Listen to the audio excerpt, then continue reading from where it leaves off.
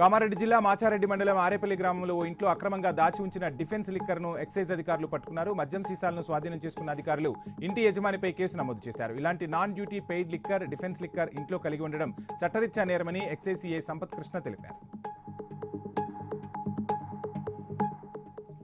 వికారాబాద్ జిల్లా తాండూర్ మున్సిపల్ కార్యాలయంలో జాతీయ జెండాకు అవమానం జరిగింది. కార్యాలయం ముందు ఏర్పాటు చేసిన జెండా ఒక్కసారిగా కిందకు జారిపోయింది.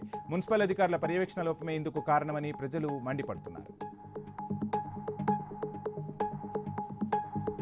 తిరుపతిలో అర్ధరాత్రి కారు బీభత్సం సృష్టించింది. మహతి ఆడిటోరియం కూడలి వద్ద పల్టీలు కొట్టేసింది కారు. ప్రమాద సమయంలో కారులో భార్య, భర్తలతో పాటు కూతురు ఉన్నట్లు స్థానికులు తెలిపారు. మధ్యమత్తులో వేగంగా కారు నడపడంతో ఈ ఘటన జరిగినట్లు ప్రాథమికంగా అనుమానిస్తున్నారు. స్వల్పంగా గాయపడిన వారిని ఆసుపత్రికి తరలించి చికిత్స అందిస్తున్నారు. సూర్యాపేట జిల్లా జనరల్ ఆసుపత్రి అవుట్సోర్సింగ్ ఉద్యోగి ఆత్మహత్యాయత్నం చేశాడు. ఆసుపత్రిలో కంప్యూటర్ ఆపరేటర్గా పనిచేస్తున్న మధుసూదన్కు 5 నెలలుగా జీతాలు ఇవ్వలేదని తెలుస్తోంది. దీంతో ఆర్థిక ఇబ్బందులు తాళలేక విషం తాగాడు మధుసూదన్. బాధితుడి పరిస్థితి విషమంగా ఉండటంతో ఆసుపత్రికి తరలించారు.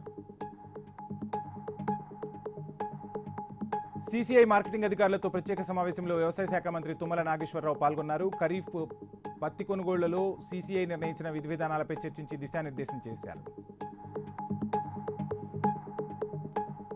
అల్లూరు జిల్లా అరకులోయ గిరిజన ప్రాంతంలో హైడ్రో పవర్ ప్రాజెక్టు నిర్మాణం చేపట్టవద్దని గిరిజనులు భారీ ర్యాలీ నిర్వహించారు. హైడ్రో పవర్ ప్రాజెక్టు వల్ల తాము భారీగా నష్టపోతామని తీవ్ర ఆవేదన వ్యక్తం చేశారు.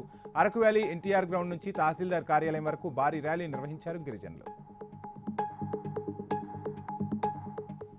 విద్యుత్ ఉద్యోగుల సమస్యలు వెంటనే పరిష్కరించాలని డిమాండ్ చేస్తూ భీమవరం విద్యుత్ డివిజన్ కార్యాలయం వద్ద ఉద్యోగులు రిలే నిరాహార దీక్షలు చేపట్టారు. విద్యుత్ సంస్థలో క్షేత్రస్థాయిలో ఉన్న అన్ని ఖాళీ పోస్టులను తక్షణమే భర్తీ చేయాలన్నారు.